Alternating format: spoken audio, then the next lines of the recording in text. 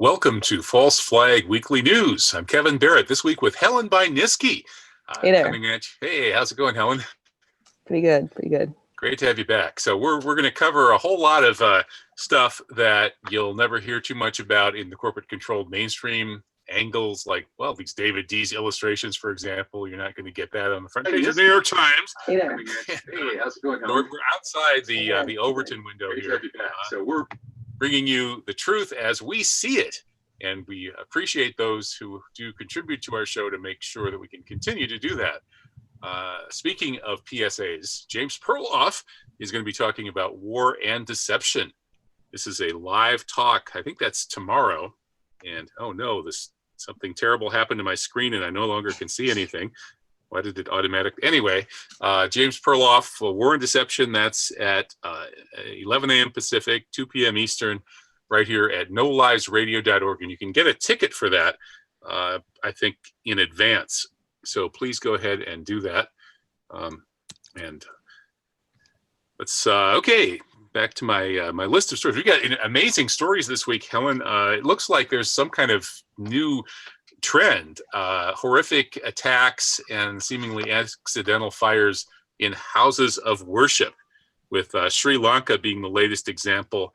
Over 200 reported killed initially. The death toll went up to 359. Now it's back down to 250. The Shangri-La Hotel on Colombo's seafront, as well as other hotels and 3 churches, were all bombed by some group that nobody's ever heard of, including all the Sri Lankan Muslims. So, Helen, what do you make of this? Yeah, I thought that was pretty interesting how nobody had ever heard of this group, and also how then all of a sudden, belatedly, like the day after, ISIS shows up and says, oh, by the way, it was us. And then they've got the number of explosions wrong. I mean, they're saying, oh, there were 7 explosions. And then the reports on the day of, there were like 8, or some people said 9. And so it's like, if ISIS doesn't even have it together enough to, like, come forward with their credit, I don't think that we can really say that this was an organic incident that happened just because, Muslims are pissed off about Christchurch. I think this was planned for a long time. I mean, I read some reports that there was an Israeli security team there a couple months previously training that the Sri Lankan authorities in how to deal with a mass casualty event. Now, that would be an awfully big coincidence. And of course, ISIS took credit for this through memory, which is basically ISIS's PR operation coming out of Israel. Rita Katz. Yeah. It's like, just like so many other ISIS claims of responsibility for things, it's coming to us straight from the Israeli Mossad. And it's their word that we're supposed to accept, that there is such a thing as ISIS that really did this. Well, we can take their word. I mean, they're the ones who invented the whole thing. Okay. So it's authentic. Yeah, authentic ISIS. ISIS, straight from the horse's mouth. And this is pretty disturbing that it's reaching these levels of large numbers of people being slaughtered in churches and mosques, and this in Sri Lanka, the confusion really was enhanced or amplified, I should say, by the Sri Lankan government banning social media in the aftermath of this. Do you think that was a legitimate attempt to try to keep people from whipping each other up into murderous hysteria to do revenge attacks? Or was this also to keep control of the narrative? It was definitely to keep control of the narrative, because right after Notre Dame, there was reports coming out saying, hey, Mossad did this, and they didn't want that to happen again. I mean, for one thing, Sri Lanka doesn't have a history of this stuff any more than New Zealand did. So people were obviously going to be having some suspicions there. And like I said, right after the Notre Dame fire, there was all of these reports saying, hey, this was really suspicious, and this, and pointing out all the anomalies and stuff. So they couldn't have that happening again. Especially, I mean, like I said, they don't have a history of this happening in Sri Lanka at all. This is not something that is normal.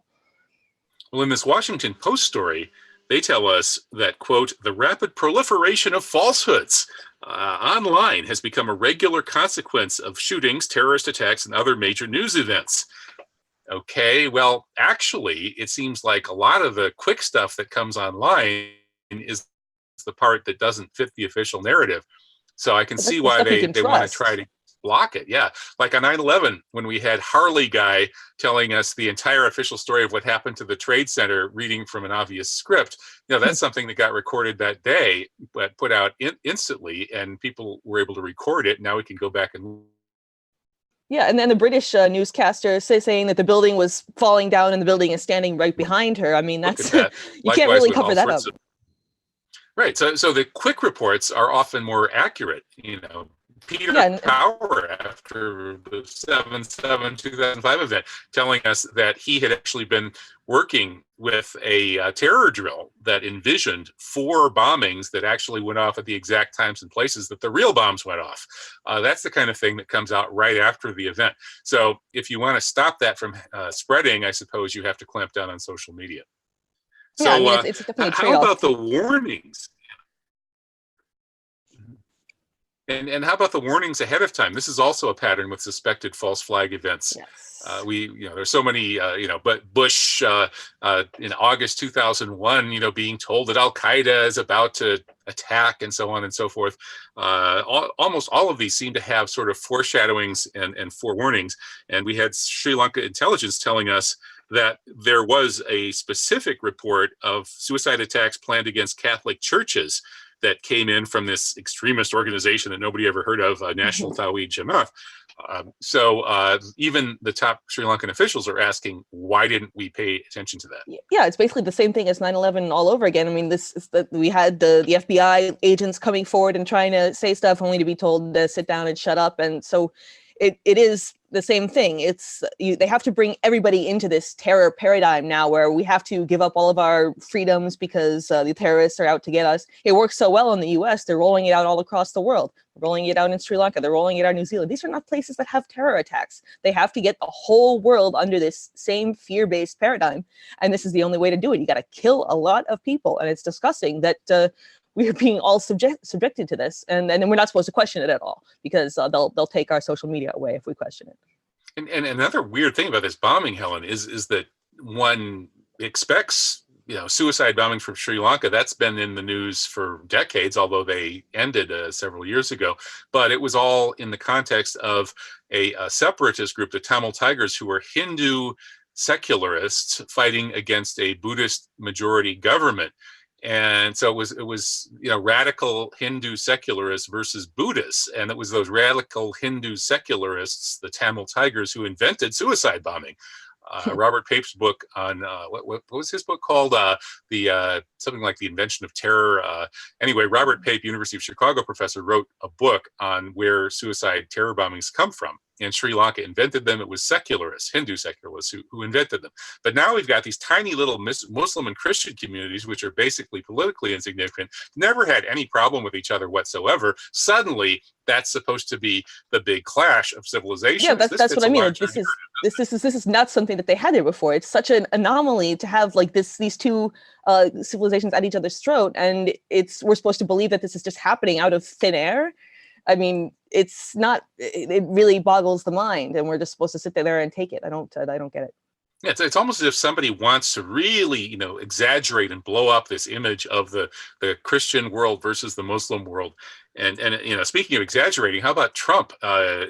Trump said that he puts out his quick tweet, at least 138 million people were killed. 138 million people, my goodness. I mean, Trump doesn't have a lot of control over his Twitter finger, but this is in a class by itself. Well, he's short-circuiting, I think. He's somebody spilled some water on the inside of the electrical box and the sparks flying everywhere. And he's been just kowtowing to the Zionists for so long that he no longer knows what his own brain is doing. And so, you cross 2 wires and numbers just start coming out everywhere. 138 million. No, he's a little losing it upstairs, I think. And we'll be getting to my parody of Trump tweets later in the show, although it's pretty hard to parody tweeting self-parody. Anyway, Palestine, of course, figures in this. There are kind of 2 forces in the Sri Lankan government. There's one side of the Sri Lankan government that supports Palestine, and we have examples of that with the Palestine Prisoners' Day that was observed in Colombo, part of the sort of pro-Palestine, probably the majority of popular sentiment, and a lot of the official government is pro-Palestine in Sri Lanka. And of course, these kinds of tragedies often happen to relatively pro-Palestine governments, like Breivik's attack on the anti-Zionist Labour Party in Norway, the recent New Zealand affair. But then and we have other examples of this too. We have the president of Palestine handing the Lankan envoy the Star of Friendship gold medal for standing up for Palestine. So there's a whole pro-Palestine contingent there in Sri Lanka, and that might be part of the issue here. You think? But so I wrote a piece here. Actually, no, I edited this particular piece, prolonging war on Islam, from one of our correspondents in Pakistan, that did a pretty good analysis of the global political context of this.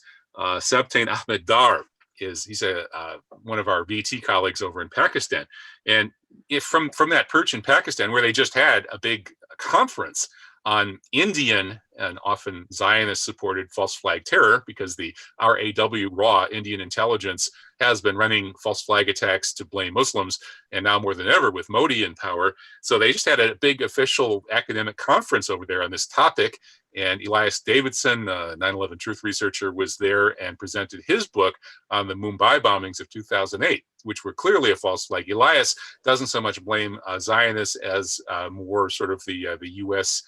empire for working with Modi and the Hindu nationalists in India to do these false flags. In any case, Mr. Dar has a front row seat at this, as do the other folks in Pakistan who are totally aware of false flags. You know, there was a poll, Helen, that showed that 98% of Pakistanis did not accept the official story of 9/11. Only 2% of Pakistanis, according to a world public opinion poll, believe that Al-Qaeda did it.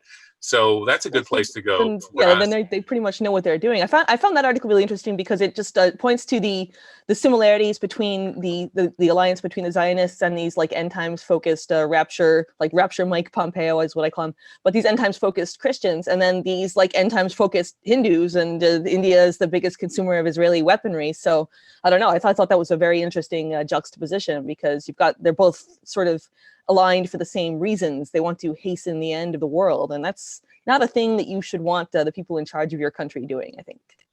Yeah, these are really pernicious ideologies, and we'll talk a little bit more about those in a slide or two down the line. The messianic aspect of Zionism, which is central to the whole Zionist project, and which is pretty frightening to all of us who are not yearning for a one world government ruled by a so-called Jewish Messiah who everybody else or would a nuclear holocaust. or a nuclear holocaust. Right. That's, or some combination. That's the other option. Right. Yeah. So let's see. What's our next article is our final two pieces on the Sri Lanka event are this false flag analysis from Wide Awake Gentile. And this is it's kind of a dubious sounding name, Wide Awake Gentile. That my first sense was, this sounds like one of those neo-Nazi outfits or something. But actually, this was a pretty good article that included some stuff that I hadn't seen elsewhere. What did you think were the most interesting indications of this being a false flag, Helen? Well, just the fact that they had all of these indications beforehand, and just like I said earlier, that the Israeli team that visited beforehand and then teaches everybody how to respond to a mass casualty event. I mean, it's like the thing in Christchurch with the Parkland students visiting 3 months before and talking about gun violence. And it's like, New Zealand didn't have gun violence. Why are you showing up and spreading the gospel of gun violence? What? No. So this is spreading the gospel of mass casualty attacks. I mean, like you said, the Tamils originated this suicide bombing thing, but there was no sectarian clashes between Christians and Muslims before this Israeli team shows up and says, hey, by the way, this is how you respond to a mass casualty attack, because we're totally going to pull one off and it's going to be awesome. You guys are going to love it. No, that's not something that happens. Indeed. And another point from this surprisingly good Wide Awake Gentile article is the revelation of that element of the Sri Lankan government that's working with Israel. I knew about sort of the visible part of the iceberg in Sri Lanka that supports Palestine, which is the majority position of the population, as well as the visible government. But there's a deep state there that apparently is totally in bed with the Zionists. And a quote from former Sri Lankan ambassador to Geneva, Dr. Dayan Jayatikaleka, says, quote, the Syrian Defense Ministry and Foreign Ministry is Israeli occupied territory. And that might explain how they could get away with something like this. That would explain why the defense minister was the one who came out and said right away, oh, this is ISIS. Oh, this is revenge for Christchurch. That explains that. Yeah, and so he was the one who was saying that, even as the New Zealand prime minister, who herself has got all kinds of wrong connections. But she was saying, oh, there's no evidence that this is at all connected. And he's like, oh no, we know that this is in revenge for Christchurch. We know it. This came right out and said that. So yeah, that explains that problem. So somebody is fomenting this tit for tat exchange of escalating violence and massacres in Christian and Muslim houses of worship, and they're normalizing attacks and disasters in houses of worship. The Notre Dame fire perhaps being part of that pattern, with perhaps al-Aqsa, the greatest monument in the Islamic world. The central focus of Islamic spirituality is the ultimate target. You know, maybe this normalization of horrific attacks on houses of worship, when it becomes an everyday thing, they think they'll be able to blow up al-Aqsa, and it won't, it won't basically cause the world to come out and stop them. That's, I think, perhaps the best interpretation of why they would be doing this. Well, in France, it basically is an everyday thing. I mean, I think as your article points out, or one of the articles we looked at points out, there have been hundreds of these church fires and attacks in France in the last year or so. Which we don't even hear about. I mean, St. Sulpice was set on fire, all of this stuff. But yeah, there's the idea that we're supposed to believe that Notre Dame and al-Aqsa were set on fire in the same day. No, that's not even remotely believable. And they know that. As you said, they have to sign their names to these atrocities and just rub it in our face a little, because there's nothing we can do about it, right? We can't criticize them or anything. That would be hateful. Yeah, they're inculcating learned helplessness by doing it in our face, dropping off the clues, and telling us we can't do anything about it. And also they're signaling both to their own people as well as the people outside the group that, yeah, this is one of our jobs. Another coincidental aspect of this, or not, obviously not, I would say, is that this simultaneous bursting into flames of Notre Dame and Masjid al-Aqsa in occupied Jerusalem happened that was exactly 1 month after the March 15th Christchurch shooting. So again, it looks like there's a concentrated campaign here to go after Christian and Muslim houses of worship in service to stirring up hatred and animosity between the so-called Christian or the post-Christian West and the Islamic world, pushing the clash of civilizations down everybody's throats in service to this messianic Zionism. In the dream, we'll have a spray can here that says Mossad was here, and then it's the whole like let's you and him fight thing. You got two adversaries that are both twice the size of you. You fire in both directions in the crowd, and then run away, and they both kill each other, and you clean up with whatever's left. Yeah, and I mean, and it wasn't just the same day, but these two fires in Notre Dame and the Al-Aqsa Mosque happened at the same time, about 6:45 p.m. Central European time. That's just off the charts as far as coincidence. I suppose if you're into Jungian synchronicity, you could imagine that something was going on, or if you believe in the magic of the Satanists casting their spells or whatever. But frankly, I think that these guys don't really need magic to set things on fire. There's some interesting... You're a raging coincidence theorist.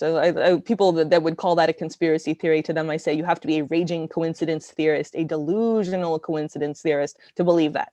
Doesn't happen. Absolutely. And Hisham Hamza over at panamsa.com pointed out that prior to the Notre Dame fire, security duties at the cathedral had just been handed to a guy named Philippe Lafondre, who is the former head of French counterintelligence, the DST. And Lafondre, according to Hisham Hamza, the Parisian investigative journalist, has a series of a history of these connections to the quote-unquote pedo-satanic world and other Freemasonic Mossad connections. This is the same pattern that we see with the key suspects in the Charlie Hebdo event. And those suspects are listed and printed. Their names are all listed and printed at the back of We Are Not Charlie Hebdo, my edited book on that. None of those people have sued me. I have a list of all the suspects explaining why they're suspects, and none of them have sued me because that information is essentially accurate. Well, yeah, they don't want their participation to come out in discovery. It's like, well, where were you that day then? If you weren't somehow, involved, it's like, oh, I was washing my dog. Yeah, no, they can't do that in a court of law. Yeah, just like Larry Silverstein won't sue me. I begged him to. Somebody representing Silverstein wrote to me once and threatened me. And I wrote back, say, please, please sue me, Mr. Silverstein. And he never did. Oh, well. Another good website here, and this one has kind of a weird name. It's not as weird as the Wide Awake Gentiles, but this is An Irfan. I don't know if that has to do with Irfan, which means gnosis in Arabic. In any case, that website put up a whole lot of good links to material, suspicious stuff about the Notre Dame suspected false flag, including that one had some really good articles, and I like how they actually call out Robert David Steele for seeding his occasional good information with wads of misinformation, child slave colonies on Mars. Well, I don't know if he's doing that intentionally. I mean, he was saying all this stuff like 3 hours after it happened, so you wouldn't expect all of it to pan out. But he has a habit of doing like intentional stuff like child slave colonies on Mars. Sorry. Well, you can't really get around that. I mean, that's the soundbite. He actually said. Like, he did actually say that. I heard him actually say that live when it happened. So, like, you can't really argue around that one. He does have a habit of just throwing misinformation in there to discredit everybody who might actually be, discussing the issue. But let's not put too much emphasis on him, I guess. Yeah, that article, I thought there was some really good parts in that article that I hadn't seen elsewhere either. So that was. Well, I wonder whether sometimes ex CIA types burn their own reputations a little bit intentionally to give them cover to keep spilling real stuff that they're allowed to do, or they can be alive and keep spilling that stuff as long as they're not quite fully taken seriously enough to threaten the social structure and threaten the power of the insiders. I know Gordon Duff's famous remark that 40% of what I put out isn't true, like Robert David Steele's, there's child sex slaves on Mars. I mean, to me that fits the pattern of like self-burning. Right? In the intel world, you talk about burning a source. Well, a little bit of self-burning goes a long way, I think, in terms of discrediting themselves but just enough they can stay alive. There's the difference between a little bit of self-burning and like a kind of ruining the credibility of your entire oeuvre. I mean, I would say that Gordon Duff has put out enough BS to really make one hold suspect anything he says. I mean, I know he runs Veterans Today and everything, and I probably shouldn't say anything nasty about him, but he does have a habit of spinning stories, let's say. Okay, and Robert David Steele with his Trump worship, no, just not good. But anyway. Yeah. Well, I have my serious differences occasionally with both of those guys. Like with Gordon, I thought he was wrong about Libya, and in the aftermath, now I know he was wrong, like really wrong. And Syria, Syria? I don't know. We'll have to discuss this in a radio. That's a long debate. But Libya for sure. Anyway, so this Anerfan piece, or rather series of links, really, it's a long series of links to really interesting stuff about the Notre Dame fire, points out that the former chief architect and engineer of the cathedral says the fire is incomprehensible, or incompréhensible in French. He says that they installed a new detection system in 2010, totally rewired the cathedral, couldn't have been caused by a short circuit. And then likewise, people have pointed out that these ancient oak beams aren't going to just burst into flames. They would have to be really pushed to light up. Yeah, I mean, they show a video of a guy with a blowtorch against one of these beams, and he's doing it for 5 minutes and nothing is happening. I'm sorry, the things are basically petrified. They're 800 years old. They're not gonna just catch fire. And like they in that article, I think they said that there's no electricity up there. They closed the thing early to make sure that there were no tourists in the tower. Although you would think they would want a few dead bodies, but maybe not, because there might have been some friendly faces up there. But it's actually, no, they needed there to be no tourists so that nobody could see them set the fire. But it's like, if the thing doesn't burn, you have to clearly go put a lot of work into setting it on fire. And that's why there are so many anomalies, and that's why they have to shut down social media, because people have seen these things. All those people reporting explosions on that Panamza site, 7 different people come out and say that there were explosions. That's straight up 9/11 stuff right there. So yeah. Maybe we should get Graham McQueen to write an article about that one too. Another weird coincidence: right after Notre Dame's burned down, or half burned down, a professor named Mark Lamparello was caught walking into St. Patrick's Cathedral in New York with gas cans and lighter fluid. He's been arrested for planning to burn it down. He's got some kind of weird connections to the Catholic Church, maybe Freemasonic side of the Catholic Church, the infiltrators. That's another And weird. he had a one-way ticket to Rome for the next day. I mean, and he had just been arrested for, I mean, not arrested, but warned, I believe, for trying to do the same thing in a church in Newark, which it wasn't quite as widely covered. But it's like, if you've got a guy, and he said his car was out of gas. No, his car wasn't out of gas. They actually checked, and he's carrying these gas cans through the cathedral. No, dude was gonna try to pull off a copycat thing, and I don't think it was an idea that just occurred to him spontaneously out of nowhere. I mean, if you look at his social habits, he was like weird posting on Reddit subforums about "Am I ugly?" and the guy had some personal problems, let's say, but it was clearly like a switch had been flipped, shall we say, of the MK Ultra variety, and he decided it was time to just go around and burn some churches down. So that's a little suspect. So maybe Robert David Steele is at least right in the general assertion that there's some kind of weird satanic Freemasonic element behind this stuff. And the Pet Goat 2 material suggests that. Pet Goat 2 is this satanic movie made in 2013 where there's like Antichrist, Illuminati symbolism all over the place. And then the spire, the collapsing spire of Notre Dame is like perfectly depicted in Pet Goat 2. That was so bizarre. I never heard of that film, but just the imagery in that, I mean, that is really, I mean, that's definitely a coincidence, shall we say. It's right up there with the YouTube videos saying, "Oh, this is 9/11." Like, what? No. As I recall, there's some other like Pet Goat 2 false flag references to previous false flags as well. So people can, research that. And then getting to the Pan Amsa stuff, I think our next slide is the Pan Amsa site. Pan Amsa is the Hisham Hamza's site in Paris, which did a lot of good work on Charlie Hebdo and the 11, 13, 15 attacks, the false flags in November 2015. And so people can go there. Most of these stories actually you can get at before the paywall. He has a paywall, but at least like 3/4 of every story is free.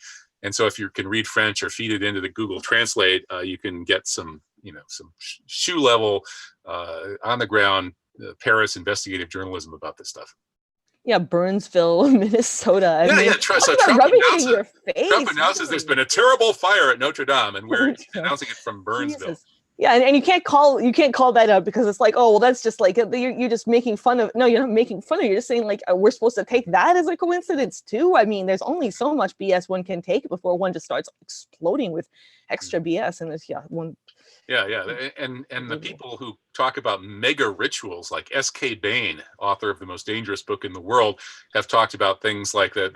They think that the people that do this stuff do these little sadistic pointers. They tag their work with these sadistic little nudge and winks, like Shanksville, supposedly Shanks being a shank of a knife or something, knifing somebody, and all these hijackers had box cutters, this sort of thing. That's just one I remember from the most dangerous book in the world. So anyway, whether or not that's true, it kind of looks like it. And so there definitely is, like I said, a spray paint Mossad was here kind of thing. I mean, and not necessarily just Mossad. Like there is some sort of ritual element to it all for sure. I mean, if you looked at the drone photos of Notre Dame, it was a cross. I mean, the shape of the thing is in a cross, and the whole roof is on fire, so it's burning cross. I mean, that's definitely a little ritualistic element there. A little bit. Yeah, and then they do tip their hand, as I pointed out in my article, after the 11, 13, 15 Paris false flag. The signature photo of that false flag was a totally illegal photo of victims who had their blood smeared around the floor of the Bataclan nightclub in the form of a blood heart. Well, it turned out that blood heart was the exact perfect match for the heart symbol of the Brussels airport. So that looks like it was a message that the next big target would be the Brussels airport, which it was. And that photo, of course, is a total mystery. Where it came from it was tweeted into existence by a Mossad-linked Israeli account. And I used it on the cover of a book, and nobody has ever claimed that they own that photo or they took that photo. So I kind of think that Hisham Hamza is right about that photo, and that's yet another example of this sort of what is it called?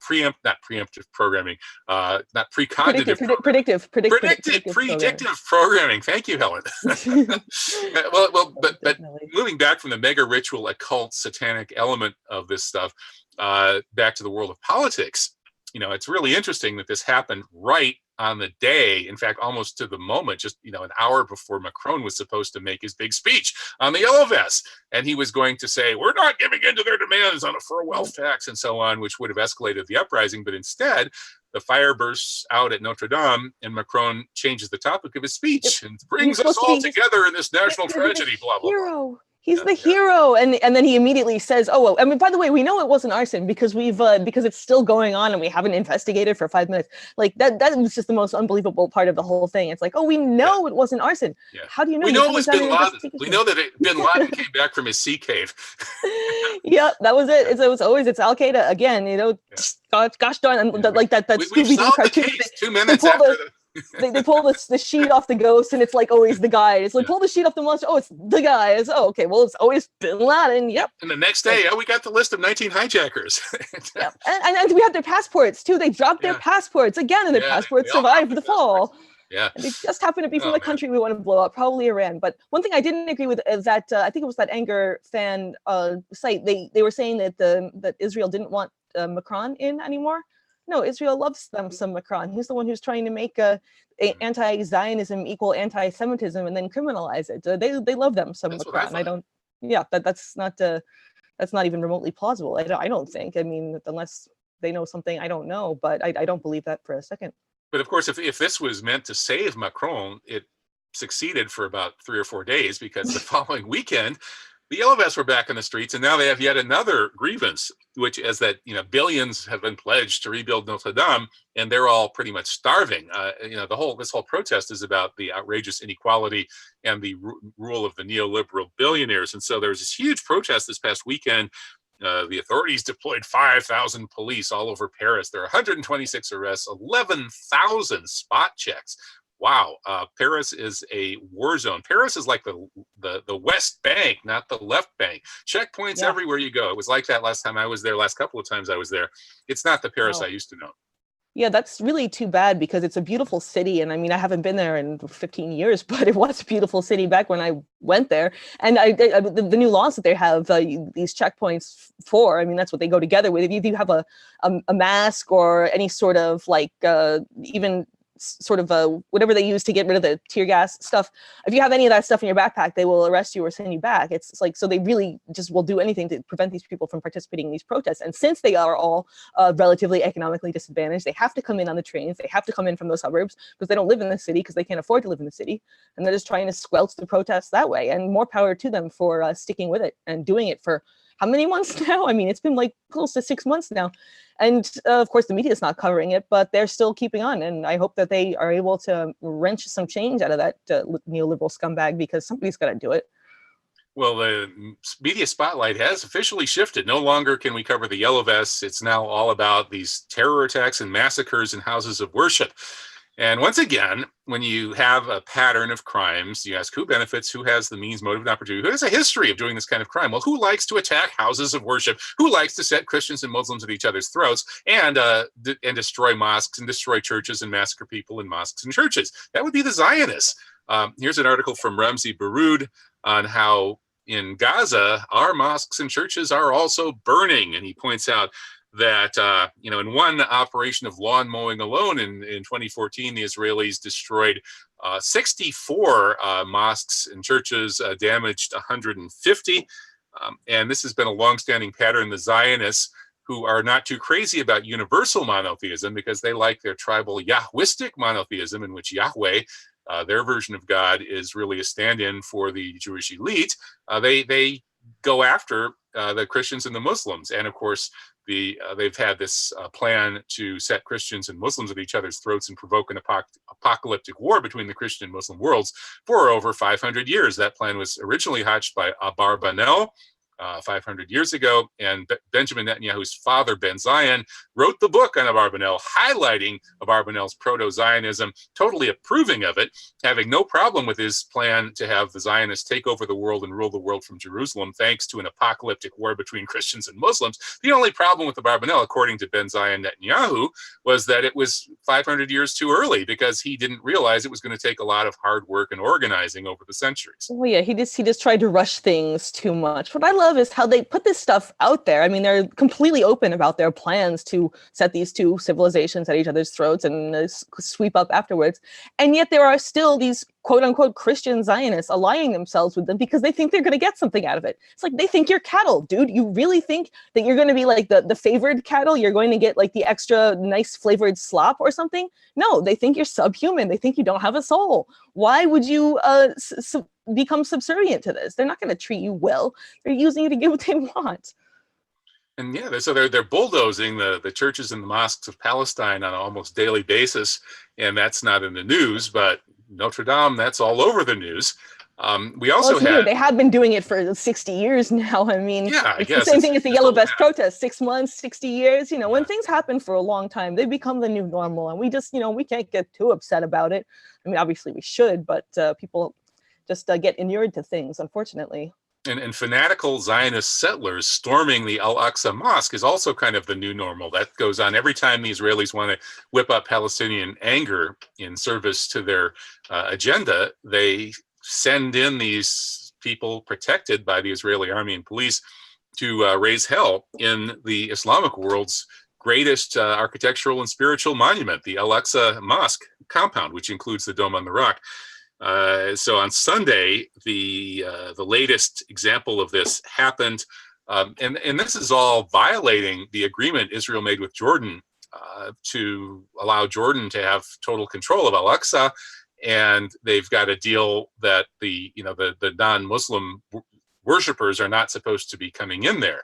But Israel has been violating that deal. And now, according to The Guardian, there's a recent Guardian story, which we don't have in our lineup, saying that Netanyahu is about to up the ante and really go after the West Bank and really go after these symbols and really go after the Al-Aqsa Mosque. People are speculating that they might try to blow it up or tear it down before Trump leaves office. Yeah, of course they will, because any other president, I mean, even as slavishly devoted as all our politicians are to Israel, I don't think other presidents would really put up with that. Trump will, of course, because he's completely controlled at this point, but nobody else. I mean, and the international community, of course, will push for any sort of retaliation. Yeah, I can't imagine what stepping up is for Netanyahu, considering what he's already doing. I mean, all of this lawn mowing and stuff. Just the phrase, the fact that the phrase "mowing the lawn" doesn't immediately inspire mass wall punching and projectile vomiting from anybody who hears about it is proof that we've just been totally desensitized to this institutional racism, ethnic discrimination, and just genocide, slaughter. I mean, these are words that should provoke an emotional reaction, and people yet do not. I guess so. And Trump is basically enabling Netanyahu's genocide. And so Netanyahu is going to thank Trump by naming a new settlement in Golan. I guess it's going to be called Trump Heights. Trumpville. Subdivision full of murderous fanatics and apocalyptic, end of the world messianic maniacs. That's a fitting monument for Trump. And when it goes up in flames, that'll be a fitting monument too. A big bronze statue of Trump on his knees, supplicating to Netanyahu. Yeah. I want to imagine what that could look like. No. And speaking of Netanyahu and his insane plans for mass bloodshed, how about the War on Iran project? We thought that was on hold when Obama made the JCPOA deal with Iran, but now we've got Trump in office tearing up the JCPOA and using it for toilet paper, handing Jerusalem to the Zionists, handing the Golan Heights to the Zionists, and now he is ratcheting up his oil sanctions. He's abandoning the exemptions. Last fall, Trump discovered that nobody would obey his sanctions on Iran, telling him not to buy Iranian oil. So he exempted all of their biggest customers, but now he's ending the exemptions. And so it looks like a trade war. India may be going along with this to some extent, partly due to its role in the Sri Lanka suspected false flag. That's another aspect of that event that we should have probably thought about. But China certainly won't. And there are probably a number of other countries, including Turkey, that will continue to buy Iranian oil. So Iran's foreign minister Zarif is warning that a false flag could start a shooting war in the Gulf because Iran controls the entrance to the Persian Gulf. So that's, and the Revolutionary Guard has now been declared a terrorist group by Trump at the behest of Netanyahu.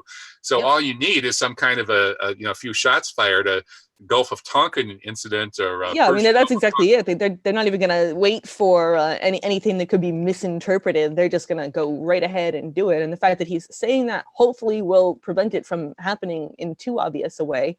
I mean, at least when the Russians have warned about false flag chemical attacks in Syria before, they tend to not happen because everybody's looking out for them.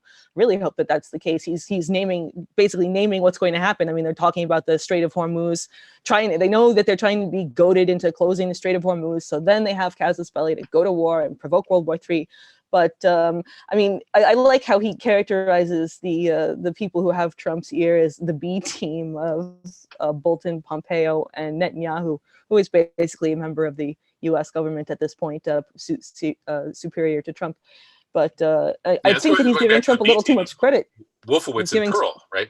Remember the old B team of Wolfowitz and Pearl, who schemed tirelessly to try to get a war on Iraq, and they even probably were involved in the Oklahoma City bombing, which was originally designed to be blamed on Iraqis and to launch Clinton on a war on Iraq that Clinton chose not to follow. So that B team, these insane neocon Israel first maniacs that were plaguing the Bush 1 administration, they came back and did 9/11 and took over with Bush 2, and now they're back running the Trump administration, which bodes you just can't get rid of them. I mean, you would think that like they've seen all the damage they did to the country previously. You would think, fool me once, shame on you. Fool me twice, shame on me. Fool me three times, and maybe I'm not competent to be running a government. Maybe I should. They have a saying in Texas, or maybe it's Tennessee. Yeah. So speaking of Iran fighting off aggression, they're fighting off aggression not only in the Persian Gulf, but it looks like in Venezuela as well. That's the Revolutionary Guards are being sent to Venezuela. That's quite an in-your-face answer to Trump calling them a terrorist group. I thought that was really funny because Pompeo has been accusing like Hezbollah is helping out Venezuela and all this stuff. Oh, Hezbollah's in Venezuela. We got to go down there because they're helping the terrorists. And now like Iran is saying, oh, we're going to send our soldiers in there now. You think you got a problem now? You're going to have a problem, guys. I mean, I like not backing down. Hey, here's to them. Yeah. But will the U.S. go after them? Will the U.S. say, "Oh, they've got these Revolutionary Guard terrorists in Venezuela now. We've got to attack and invade"? But they can't. They can't.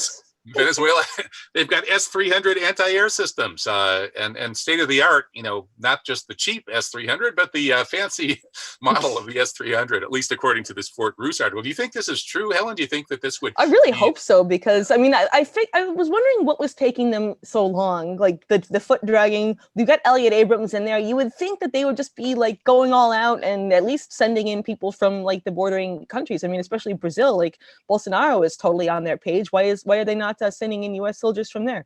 But if they have these systems, that would at least explain it. I mean, I don't know if the article is true. I don't know enough about the weapon systems, when they would have gotten there and how they would have gotten there and from whom or whatever.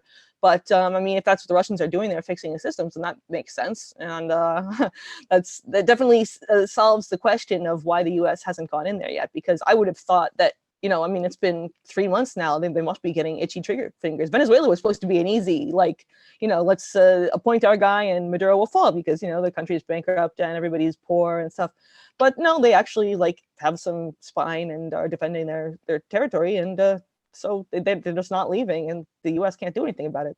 And so whether or not the S-300s have totally immunized Venezuela against attack, they may have complicated the possibility of an attack, because if the U.S. goes in there on the ground, they would need air cover, because most of the Venezuelan people, or at least the majority, the indigenous majority of Maduro supporters, would fight a guerrilla war. And so if they didn't have air superiority, there would be a lot of U.S. casualties on the ground. So if you have to worry about S-300s, that does complicate your plans for air superiority. But which analysis of how difficult it would be to try to take out the S-300s you believe is another story. So I hope that article is right. And it just shows that Abrams either is being deliberately obtuse, or he doesn't really understand how these things work, because he's trying to say that, oh yeah, they had to fix the S-300s because when we shut down the power grid, well, when we didn't shut down the power grid, whatever, they got fried because they're hooked into the power grid. No, that they're mobile. I mean, yeah, he just makes stuff up. Yeah, a lot of these people ridiculous. Yeah, it's ridiculous. And so another front on this war in Venezuela is Washington, D.C., where Medea Benjamin, my old pal Medea Benjamin, who discussed the 9/11 inside job with me on my radio show more than 10 years ago, but who has sort of backtracked on that issue since then. Anyway, she's got enough courage to put it on the line. So I'll give her a free pass. And if everybody else who didn't accept what I say about 9/11 did as much as she did, I would consider being more kind to them too. Medea, I think she's a good person. No, I really respect her work. She gets right up in there with the signs and gets in people's faces and calls them out for their crimes. I think that that's a good thing. And so there she is now, holed up in the Venezuelan embassy in D.C. With Elliot Abrams, threatening to come in and throw her and Max Blumenthal and whoever else is, John Kirioko and all these people who are in there, throw them out. So the first invasion may not be the invasion of Venezuela, it may be the invasion of the Venezuelan embassy. Well, it's just that they took out they managed to just capture the other two diplomatic buildings, and these are supposed to be, this is Venezuelan territory, so it is technically kind of an act of war. Yeah. I mean, it's technically an act of war that they took over the other two buildings, and I think that this was a great idea. I mean, I think it was Kevin Zeese, and that was my article, by the way. It was Kevin Zeese and Margaret Flowers and Medea who had the idea to do it, and then they've just been having these events, these teach-ins, lectures. A really interesting little project there, and in fact they have permission from the Venezuelan ministry to do it, so it's not like they're occupying it on America's behalf or something. No, they're coordinating with the ministry because the diplomats had to get out. That was their deadline, was Thursday, I think, or Wednesday, was the 24th, whatever day that was. And so they arranged an orderly transfer so that they now have possession of the embassy, and they're keeping Guaido's goons out. I think that that's a great thing to do. I wonder if it came down to a fistfight between Guaido's goons and Medea Benjamin. I would like to think Medea could hold her own. I hope it doesn't come to that. But moving on to Korea, we have the arrest of this Christopher An, a former Marine who invaded the North Korean embassy in Spain and managed to tied everybody up. A bunch of masked goons invaded the embassy. This is probably what Guaido's guys would like to do in DC. And they stole computers and then escaped to the US before the Spanish police could catch them. But now they've been arrested here in the US because this was apparently not authorized by the CIA. Yeah, and now his lawyer is saying, "Oh, this is so terrible. I can't believe that Spain is doing North Korea's bidding and arresting our boys." And it's like, well, your boys broke international law, dude. I mean, you can't be running around doing that. I know that you think you're special. Yeah, if you want to do that kind of stuff, you have to ask the CIA director first, or maybe at least the director covered up. You got to get your permission slip signed from everybody, and you can't just go running willy-nilly through some embassies just because you have an itchy trigger finger that day. I mean, I think they probably did have permission from somebody, but maybe he didn't clear it with the higher ups or something, because I don't think that this guy would have just come up with that idea on his own. Yeah, well, I mean, it's kind of a Keystone Cops thing, although I guess they must have organized it pretty well to get out of Spain ahead of the Spanish police. But anyway, a less amusing front of the war on Korea is the mass starvation looming there thanks to these sanctions, which have kept out a lot of food imports, as well as farming equipment and materials and fuel. So North Korea is in trouble asking its partners for food aid. There was flooding and a heat wave last year. The mainstream media blames that on global warming. It says that's why Korea had a bad harvest. But frankly, those of us who've studied the topic of weather weapons, the title of a book by Jerry Smith, would wonder whether that would be entirely the case. Yeah, it's not that difficult to produce some inconvenient weather when one of your adversaries, you want them to have a particularly poor harvest that year. I mean, they've been causing droughts in Syria. They've been doing all kinds of fun stuff in the Middle East. And I'm sure that North Korea, they would have no problem with doing that. I mean, I think it was Tillerson, I don't think it was Pompeo, although it sounds like something he would say. There were these boats, fishermen boats from North Korea washing up, and the guys in the boats were dead because they had basically gone out fishing, couldn't find any fish, and they starved to death. And Tillerson was like, "Oh, that's great. Our sanctions are working." It's like, really? You're really. Yeah, it reminds me of Madeleine Albright, right? Yeah, that's exactly who I was thinking. Children worth it? Yeah, they're worth it. Sure. Yeah, 500,000 dead children. That's worth it. Oh man. Well, one place where we're not going to get weather warfare causing bad harvests is Afghanistan, where the whole point of U.S. intervention was to get a good poppy crop. The Taliban had banned opium production, and we couldn't stand for that because $1.5 trillion per year gets laundered through the biggest banks and corporations here in the U.S. That's what keeps our economy afloat. So we had to invade, set the warlords loose and tell them to grow as much poppy as you possibly can. And they've been setting record harvests year after year after year ever since. And that's why we're still in Afghanistan, even though we're losing. The Afghan government now controls the smallest territory yet since the invasion. In 1918, the U.S. dropped more bombs in Afghanistan than on any other year, with no success whatsoever. And now the elite CIA-backed death squads are roaming all over the country, slaughtering people, and still the government's territory is shrinking and the Taliban's is expanding. It's funny when they say hearts and minds, they don't mean rip out your heart and drive a stake through your mind as the CIA death squads are doing. You're supposed to make friends with the locals, not murder them. But I mean, I'm surprised actually that it took this long for it to be that the U.S. was killing more civilians. Although looking at that article, it looked like they didn't start even keeping track of civilian deaths until 2009. So who knows how many civilians they killed before that, because it was 7 years of war, and they even said that was the bloodiest part of the war was before they started keeping track, which is awfully convenient. I mean, this is the same operation that they intimidated the International Criminal Court into not prosecuting as a war crime by trying to take away the woman's visa, which is like, I mean, that's just really low level, like mafia-esque, low rent shit. Yeah, and the U.S. loves to support these mafia-type warlords who preside over failed states, and not just Afghanistan, but also Libya. In Libya, Khalifa Haftar is waging war on the quote-unquote internationally recognized government of Prime Minister Fayez Sarraj. All of this in the aftermath of the West's destruction of the prosperous and peaceful state of Libya under Gaddafi. And so 205 people here killed in Tripoli by Haftar's forces, and Trump is on the phone congratulating him. Yep, that sounds like Trump. Hey, might makes right. And if you got some oil, I think that we can find something to talk about. I mean, he doesn't really care. I mean, they're all part of the same people who are in Israel's way kind of thing. I mean, that oil could go to so many uses. It is a shame what was done to Libya, because that was the gem of Africa there. And the fact that Trump is now fomenting more unrest by, let's back this guy, let's back this guy. It's just, they keep the whole thing in turmoil so you can just take the oil and get out.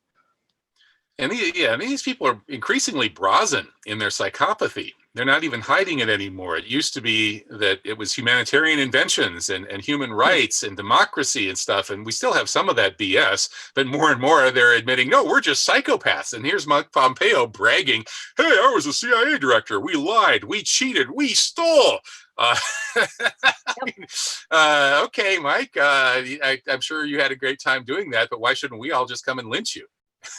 Yeah, I mean, that's like, he's really the biggest scumbag, and this is a government full of scumbags. I mean, this rivals even Bush's government for just being replete with scumbags, and he's the biggest one. It's amazing. And just him laughing about this and laughing about how, if Iran wants its people to eat, well, then they'll do what we tell them to do and act like a normal country. And what does that even mean? It acts like a normal country, because a normal country would not have him as Secretary of State. That's for sure.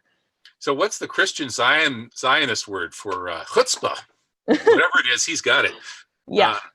So speaking of chutzpah, how about this Zelensky guy, Vladimir, not Vladimir, but Vladimir, something like that. Zelensky, a comedian who played a comedian who got elected president of Ukraine. Does that parse? I don't know. Talk about predictive programming. I mean, that's predictive programming right there. I guess so. So yeah, he's the first Jewish president of Ukraine, which had been under Nazi rule. That's, under Poroshenko, the previous president who was installed by the U.S. and its allies in the Maidan coup. Poroshenko was a raving Nazi. It makes sense, because they really hated Poroshenko, so they wanted to go completely in the opposite direction. And here's like, is he a Zio-Nazi? I don't know. This guy, he doesn't sound like a Zio-Nazi yet, but I don't know. He's a comedian. He doesn't have like particular political positions. He's still trying to form them. I mean, he hasn't told anybody who's going to be in his government yet. Like he doesn't really know quite what he's doing, but I mean, the people were just so sick of this Poroshenko's corruption. I mean, they thought they got their revolution and all the corruption is going to go away, right? Well, no, because Victoria Nuland is handing out cookies in Maidan Square. That doesn't mean the corruption is going to go away. It means it's going to get worse, and it did. So I mean, Well, anyway, this guy has he has a great sense of self-effacing humor. He says the fact that I'm Jewish only makes 20 in my long list of faults. So okay, but the downside of this kind of joke is that he's backed by the Ukrainian billionaire oligarch, in other words, gangster Igor Kolomoisky. So the analysis is that Ukraine is plunging back into corruption as usual. Poroshenko grew his income 10,000% since he took over in Ukraine. And so I imagine that this new guy, Zelensky, will probably be raising his comedian salary as well. Yep, meet the new boss, same as the old boss. Unfortunately, that's kind of what you're going to get there. I mean, I don't know much about Ukraine's election system. Supposedly, this one he won 72%, and I can believe that because Poroshenko was a complete corrupt individual. But the system is broken clearly because you're not getting any candidates who are promising something different or offering something different. They might be promising it, but they're not offering it. So you got to get somebody new in there, and I don't think anybody. Unfortunately, Ukraine has the worst press freedom, I think, in that part of the world, which is saying something. I mean, it's that Mirovoretz site. I don't know, you know about that? That they dox journalists who are inconvenient to the ruling regime, and then people go out and kill them. That's so how's Zelensky going to wage a powerful info war? I mean, that by going out and killing journalists, I guess. I think Alex Jones is going to sue him for copyright infringement there. And then in the next slide, we had a pretty good analysis from Mint Press News pointing out that the Ukrainian voters are not buying into this whole Maidan revolution shtick. Gosh, I'm surprised. I mean, it's not like it didn't bring them so much prosperity. They're the poorest country in Eastern Europe now. They're below even Moldova, which Moldova had the record for a while, I believe. I was surprised to hear they had surpassed it. But yeah, when you've got a guy 10,000 timesing his salary, then that doesn't leave a whole lot of money to go around to the rest of the country. Okay, well, if you want somebody who's not going to 10,000 times their salary, how about voting for Mike Gravel for president? Mike Gravel has been on my radio show a few times. I helped get him invited over to the New Horizon conference in Iran. And here's The Guardian giving him basically positive coverage, except noting that his 9/11 truth advocacy could pose a problem for his campaign, and trying to embarrass these two teenagers who are running his Twitter feed because this guy that you're representing is a 9/11 truther. Well, of course he is. He's not that dishonest. Yeah, no, I think I like his way of doing this, just basically pushing everybody to address these issues. They had one of his commercials embedded in that article that I watched, and just showing just what shrill shrieking frauds all these other candidates are. And then he's just like there and is just like, we got to stop this stuff now, guys. Like all this war and all the people that went to war for us for nothing. And yeah, it's good to have an honest voice. The more honest voices in this election, the better. We're going to need a lot of them. We got 15 or so dishonest ones. So bravo to Gravel. So these teenagers running his Twitter feed, David Ox and Henry Williams, really should go back and take a look at 9/11. Maybe they just aren't old enough to have bothered to do that yet. Anyway, they've got 20,000 unique donors already to Gravel. If he gets to 60,000, he's in the debates. And even though I know people in the 9/11 Truth community are angry because he made off with some money that they think should have been earmarked for 9/11 Truth, compared to what else is out there, I think Mike Gravel is pretty good. They can get him on the debate stage talking about 9/11. That would be quite an accomplishment. I mean, I don't think any of the other candidates are going to do that. So that would be, I mean, he's not necessarily trying to become president anyway. So he's got nothing to lose. That would be pretty awesome, actually. Well, yeah, and putting teenagers in charge of your Twitter feed, that's genius. I mean, yes. Now putting 2-year-olds in charge of your Twitter feed, that's Trump. And so how can you parody Trump on Twitter? Well, I stupidly tried by publishing an obnoxious article on Trump being banned from Twitter after a homophobic attack on Pete Buttigieg. So if you want to be really disgusted, go ahead and read that article. Yeah. I mean, the guy is he's this bland, like milk toasty kind of guy, and he's supposed to be the millennial president, and it's just like, really, we're supposed to buy this now? I mean, he's got nothing to offer, literally nothing. So the fact that people are focusing on his personal life, I'm sorry, you brought that upon yourself, dude. Well, it's helping him. Yeah, it's getting him publicity. Just like this fake Trump tweet that I invented is getting him publicity. In fact, maybe it was a false flag. Maybe I conspired with Pete Buttigieg to make this up. Yep. Like Jussie Smollett, making up a fake hate crime, or that Winnipeg Cafe where the group of Jewish Ukrainian owners sprayed swastikas, smashed things up, and made up a story of being attacked by evil anti-Semites. That's never happened before with these hoax crimes on Jewish-owned businesses with links to Israel and stuff. Who was that guy Kedar who called in like 200 or something bomb threats to synagogues and when after Trump got elected? Oh yeah, we need to. Trump is causing this wave of anti-Semitism. This dude in Tel Aviv basement. Sure. But it isn't just the relatively privileged groups like Jews and homosexuals that demand special treatment by staging phony attacks on themselves to get it. In a False Flag Weekly News exclusive, we're pleased to report that Howard Schultz has just been doused with week-old human excrement by the anti-billionaireic hate group, which he hired himself to do the job. Police reportedly became suspicious when DNA evidence showed that the human excrement all came from Schultz himself. It turns out that Schultz hired a pair of Transylvanian mud wrestlers to pelt himself with his own excrement in a staged attack. I would have done it for free, but whatever. Yeah, well, anyway, he's got the money to pay for it. If that's how he gets off, let him have his fun. But no, I think that this new thing. I had been joking that the 1% or whatever is going to come up with a way to make themselves a protected class because people are criticizing them, and he sure enough goes and does it. He stole your idea. Stole my idea. I want royalties. Yeah, he's got all the money. Give me some. But yeah, people of means. What? This stuff is all getting so out of control, Helen. I think I'm about ready to beam me up somewhere, and there may be transportation systems capable of that. The Navy pilots are now reporting UFO sightings and getting respect for it. The Washington Post just published one of the most pro-UFO articles ever in the mainstream media, reporting that the Navy is now officially taking the UFOs seriously and admitting that craft with no exhaust, flying with some kind of miraculous mechanism, repeatedly and as a matter of routine course are violating the most sacred U.S. airspace. So that's in the Washington Post. What's in the National Enquirer next week?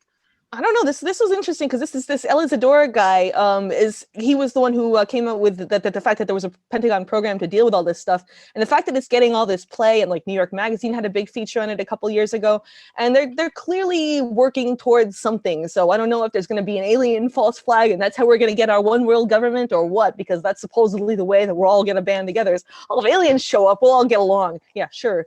But I don't know. They're planning something for sure because this is very strange. This is not something that they've done before. So, expect extraterrestrial visitors. Okay, well, I'm ready. Luis Elizondo, the former intelligence officer, says that this is the single greatest decision the Navy has made in decades. People are recognizing there are things in our aerospace that lie beyond our understanding. Well, we're going to keep trying to understand everything here at False Flag Weekly News. Thank you so much, Helen Bajniski. It's always fun doing the show with you. So until next week, everybody, thank you to all of our viewers and supporters, and have a great week.